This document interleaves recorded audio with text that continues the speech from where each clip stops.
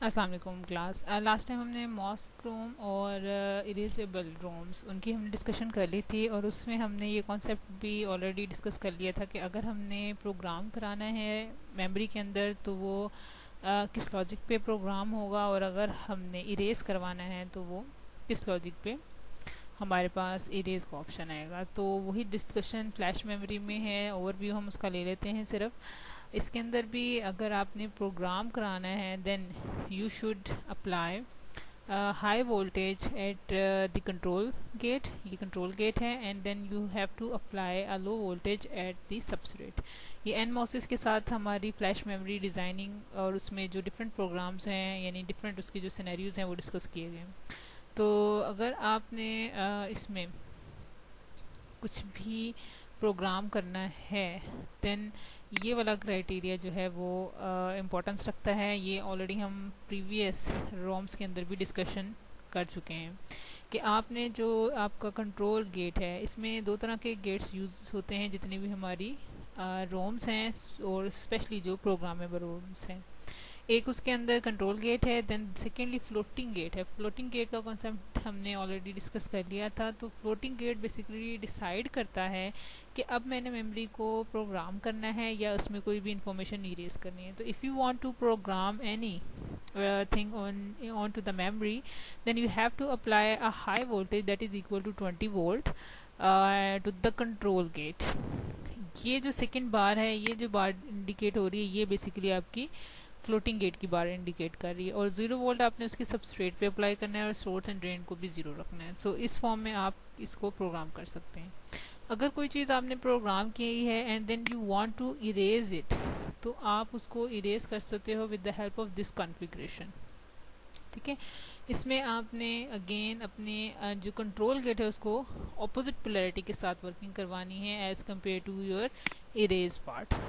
ठीक है, program part. Program में हाई वोल्टेज अप्लाई करते हैं कंट्रोल गेट पे, और यहाँ पर आप लो वोल्टेज अप्लाई करोगे कंट्रोल गेट पे और उसकी सबस्ट्रेट पे हाई वोल्टेज अप्लाई करोगे। तो यहाँ लॉजिक 1 इंडिकेट करेगी इरेज को और लॉजिक 0 इंडिकेट करेगी टू प्रोग्राम। ये कॉन्सेप्ट हमने पहले भी डिस्कस कर लिए हैं। अगर in case if you want के प्रोग्राम कर लिया है लेकिन अब उसमें कुछ इरेजिंग का फिनोमिना अगर ना करे तो फिर आप सेम वोल्टेज अप्लाई करेंगे कंट्रोल गेट पे और सबस्ट्रेट पे। ठीक है, और इसी तरह अगर आप कुछ इरेजिंग का प्रोसेस कर चुके हो, ठीक है, या आप नहीं चाहते हैं कि ये प्रोग्राम हो फर्दर, तो फिर आप एक low voltage as compare to the substrate that will be equal to 0 in this case वो अप्लाई करें, और कोई भी वोल्टेज उसकी सोर्स और ड्रेन पे अप्लाई करें, that will be come inhibit programme.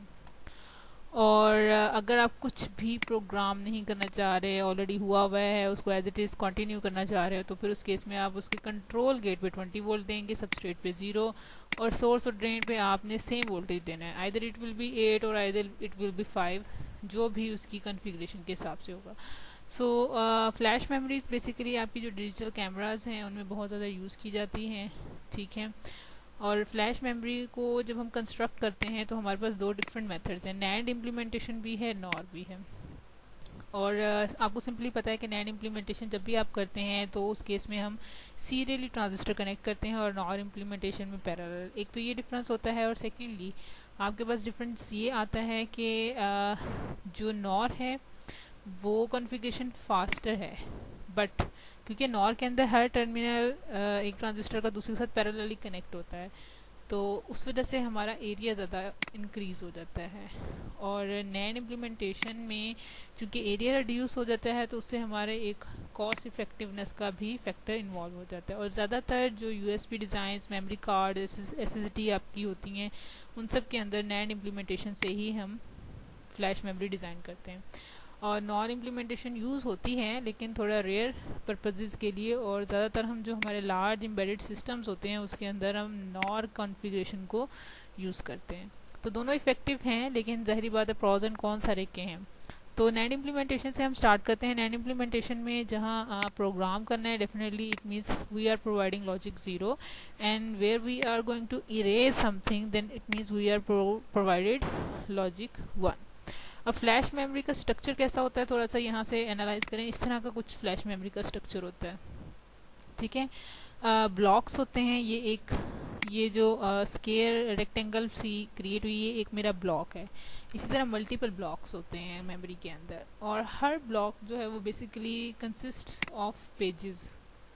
ठीक है, उसमें कुछ आप समझ लें सब सेल्स होते हैं। ये सेल्स हैं, ये इनको हम क्या कहते हैं, पेजेस, जिन्हें अगर आपको याद हो रैम के केस में हम हॉरिजेंटल लाइंस को क्या कहते थे, हमारे वर्ड लाइंस हैं। तो वर्ड लाइंस जो हैं वो बेसिकली अब पेजेस के नाम से हम उनको इंडिकेट करते हैं। तो ये बेसिक स्ट्रक्चर होता है हमारा फ्लैश मेमोरी का, और ये सिर्फ एक ब्लॉक नहीं, काफ़ी मल्टीपल ब्लॉक्स हैं। अब हम इसकी कंस्ट्रक्शन देखने लगे हैं with the help of the NAND gate. तो नैंड गेट से इम्प्लीमेंटेशन देख लेते हैं। ओके, नैंड गेट है, डेफिनेट सी बात है। तो इसमें ट्रांजिस्टर्स जो होंगे वो हमारे सीरीज़ में कनेक्टेड होंगे, जैसे ये आपको नज़र आ रहे हैं सीरीज़ में कनेक्टेड है। अगर हम मेरे पास 8 KB की मैंने रैम डिज़ाइन करनी है, और that will consist of the 16 pages. ठीक है, ये सारी इन्फॉर्मेशन ज़ाहिरी बात आपको दी जाएगी। ठीक है, और 16 पेजेस का मतलब क्या है कि मेरी हॉरिजेंटल लाइंस कितनी होंगी, 16 होनी है। जो 16 मेरी हॉरिजेंटल लाइंस का मतलब क्या होगा, वर्ड लाइन 16 होंगी। जैसे यहाँ आपको नज़र आ रहा है word 0, word 1 and so on so forth with word 15। तो सीरियली सारे ट्रांजिस्टर कनेक्टेड होंगे because we are going to construct with the help of the NAND gate. And अब इसकी कंस्ट्रक्शन के अंदर हम देखते हैं कि जो सीरियली कनेक्टेड ट्रांजिस्टर हैं उनके साथ कुछ एडिशनल ट्रांजिस्टर ऐड किए गए हैं। 16 पेजेस वेरी क्लियर कि हमारे पास 16 वर्ड लाइंस होंगी 0 to 15, वो हमने यहाँ डिज़ाइन कर ली हैं और वो ट्रांजिस्टर आपस में कनेक्ट कर दिए हैं। इसके अलावा टॉप पे और बॉटम पे हमारे पास एक्सटर्नल सर्किट हो गया, that is for ground select line and this is for source select line, ये यहाँ मेंशन भी किया गया। अब ये ट्रांजिस्टर जो हैं बेसिकली जो टॉप पे हमारा ट्रांजिस्टर है उसको कनेक्ट किया गया है बिट लाइंस के साथ। जो भी इंफॉर्मेशन बिट लाइन की हमने प्रोग्राम करनी है या इरेज करनी है वो with the help of this selection होगी, ये एक्टिवेट होगा। तो यही बिट लाइन से डाटा जो है वो हमारा अपनी जो रोम है उसके सेल्स में जाएगा। ठीक है, इसी तरह source ground select line ground से कनेक्टेड है, जैसे ये कनेक्ट हुआ हुआ है। और यहाँ भी इसकी सिलेक्शन पे बेस्ड हम डिस्कस करेंगे कि अगर तो पाथ कंप्लीट करना है तो डेफिनेट सी बात है इसको एक्टिवेट रखेंगे, तो ही हम टॉप से बॉटम की तरफ इस तरह मूव करेंगे डाउनवर्ड। तो ये दो ट्रांजिस्टर इसलिए ऐड ऑन किए जाते हैं। एंड यहाँ इन्फॉर्मेशन बहुत अच्छी मेंशन की गई कि number of cells is equal to the number of pages. Cells जिसकी बात हम ऑलरेडी बहुत ज़्यादा डिस्कस कर चुके हैं। 16 पेजेस अगर डिफाइन है तो इसका मतलब उसमें 16 सेल्स होंगे। और ये पूरी डॉटेड लाइन से जो डॉटेड लाइन जो इंडिकेट की गई है, ये डॉटेड लाइन क्या इंडिकेट कर रही है, दैट इज़ योर स्ट्रिंग। यानी ये पूरा एक स्ट्रक्चर जिसके अंदर आपकी 16 वर्ड लाइंस हैं, इसके साथ एडिशनल आपके 2 ट्रांजिस्टर्स भी ऐड हैं। ये पूरा एक स्ट्रिंग है और एक स्ट्रिंग के अंदर 16 सेल्स आपके अवेलेबल हैं। अब इसका थोड़ा सा फंक्शन देख लेते हैं आगे के, ये फंक्शन किस तरह है। वर्ड लाइंस की जो इंफॉर्मेशन होती है वो आपके जो है बेसिकली फ्लोटिंग गेट्स के साथ कनेक्टेड होते हैं, ये आपके कंट्रोल गेट्स होते हैं। क्योंकि वर्ड लाइन बेसिकली आपकी डिसाइड करती है कि अब हम प्रोग्राम कर रहे हैं किस इसमें से किस वर्ड लाइन को हमने प्रोग्राम करना है, किसको इरेज करना है। तो हम इसकी एग्जांपल ले लेते हैं, उससे ज़रा थोड़ा सा क्लियर होगा। रीड का ऑपरेशन करने लगे हैं, हम रीडिंग करवाने लगे हैं फ्लैश मेमोरी में। रीडिंग का कॉन्सेप्ट हम रैम में ऑलरेडी देख चुके हैं, यहाँ थोड़ा सा डिफरेंट होगा। हमारे पास यहाँ पर 15 0 to 15 वर्ड लाइन्स हैं, इनमें से किसी एक वर्ड लाइन को हम सपोज करते हैं कि उसमें जो इन्फॉर्मेशन है उसको हम रीड करना चाह रहे हैं। तो फॉर एग्जांपल मैंने वर्ड लाइन 1 सेलेक्ट की, ठीक है, यानी सेल नंबर 1 जो है मेरा, उसमें मैं रीड का ऑपरेशन करवाना चाह रही हूँ। तो जिस वर्ड लाइन को आप रीड करना चाह रहे हो, फॉर एग्जांपल वर्ड 0 को रीड करना चाह रहे हो, तो वहाँ उसके गेट को क्या प्रोवाइड करोगे, 0 वोल्ट। ठीक है, अच्छा, और बाकी जितने भी वर्ड लाइंस होंगी, बाकी जितने भी हमारे सेल्स होंगे, उनको हम जो वोल्टेज अप्लाई करेंगे that will be your biased voltage. वो तकरीबन 3.5 to 4.5 वोल्ट भी अवेलेबल होता है। वो जो भी बाइस वोल्टेज डिसाइडेड होता है for that particular flash memory, हम उसको असाइन कर देंगे। ठीक है, ग्रेटर देन थ्रेशोल्ड वोल्टेज, वो ऑब्वियस सी बात है वो होगा। इससे क्या होगा कि जो आपके पास ट्रांजिस्टर उस सेल के होंगे वो इंडिपेंडेंटली ऑपरेट करेंगे। ठीक है, from the value of their threshold voltage. और उसका इस वर्ड जिसको हमने रीड करना है उसे उसका लिंक नहीं होगा, वो इंडिपेंडेंटली अपना बिहेव कर रहे होंगे। लेकिन जिसको हमने जिस वर्ड लाइन का डेटा रीड करना है वर्ड 1 का, उसको हम 0 वोल्ट अप्लाई करेंगे।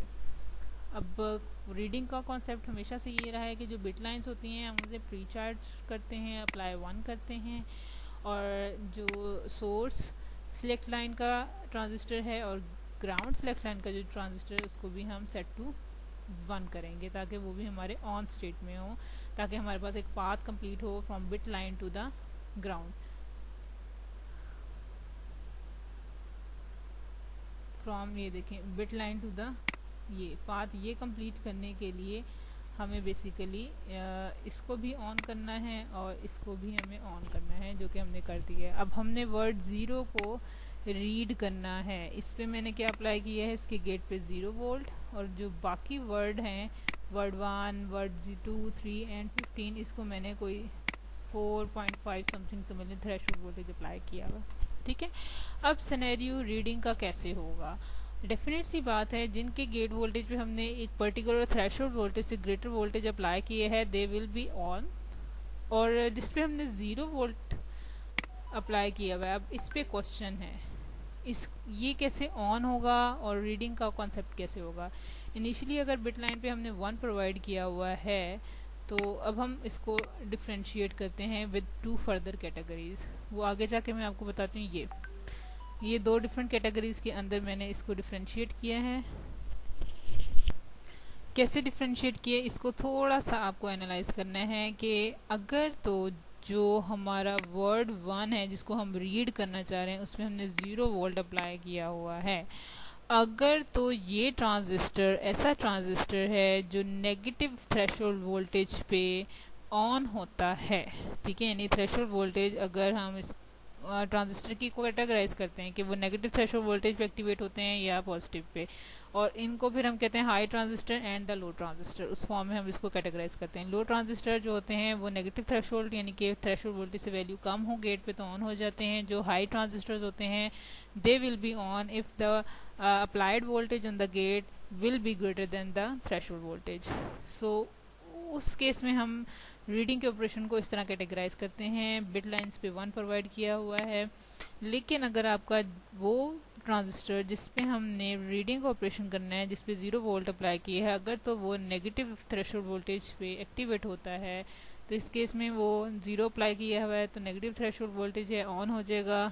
ठीक है, तो आपका ये 1 जो है वो थ्रू दिस ट्रांजिस्टर क्या होना शुरू होगा, डिस्चार्ज होना शुरू हो जाएगा। Higher potential to low potential it will be going, और इसका पोटेंशियल हाई करने की ट्राई करेगा, और इससे अल्टीमेटली क्या होगा, ये वाला 1 जो है वो डिस्चार्ज होना शुरू हो जाएगा। ठीक है, तो आपको आउटपुट पे 0 की फॉर्म में वोल्टेज रीडिंग ऑपरेशन मिल जाएगा, जो 0 आपने यहाँ अप्लाई किया हुआ था। और अगर इन केस आपका ये थ्रेशोल्ड वोल्टेज जो है वो पॉजिटिव ट्रांजिस्टर ये वाला जिस पे आपने 0 अप्लाई किया हुआ है, ठीक है, इस पे अगर इसकी करेक्टरिस्टिक ऐसी हैं कि ये पॉजिटिव थ्रेशोल्ड वोल्टेज पे ऑन होता है ऑफ हो जाता है, तो उस केस में फिर ये होगा कि 0 is less than the threshold voltage. ठीक है, पॉजिटिव थ्रेशोल्ड वोल्टेज से लेस ही है तो ये ऑन नहीं होगा, और जब ये ऑन नहीं होगा तो आपका ये 1 जो है वो थ्रू दिस ट्रांजिस्टर डिस्चार्ज ही नहीं होगा, इसको पाथ ही कंप्लीट नहीं मिलेगा, ओपन सर्किट हो जाएगा। तो फिर ये आपकी बिट लाइन जो है वो बिल्कुल भी डिस्चार्ज नहीं होगी, वो 1 एज इट इज़ ही हमें शो होगी। तो दोनों सिनेरियोज में हमें क्या हो रहा है, रीडिंग का ऑपरेशन हो रहा है। रीडिंग का मैंने हमेशा आपको ये कहा है कि चीज़ हमारी चेंज नहीं होती, तो इस पे रीड करा रहे थे, इसके कंट्रोल वोल्टेज 0 थे, हमें 0 ही रीड हुआ। ठीक है, अब यहाँ पर कंट्रोल वोल्टेज हमारा 0 है लेकिन वो डिस्चार्ज नहीं हुआ, तो डेफिनेट सी बात है ओपन सर्किट के केस में हमें अगेन 0 ही रीड करना पड़ेगा। तो ये बेसिकली फ्लैश मेमोरी का थोड़ा सा कॉन्सेप्ट है। एंड नेक्स्ट आपने इसके अंदर क्या चीज़ देखनी है, आपने नॉर की इम्प्लीमेंटेशन देखनी है फ्लैश मेमोरी में।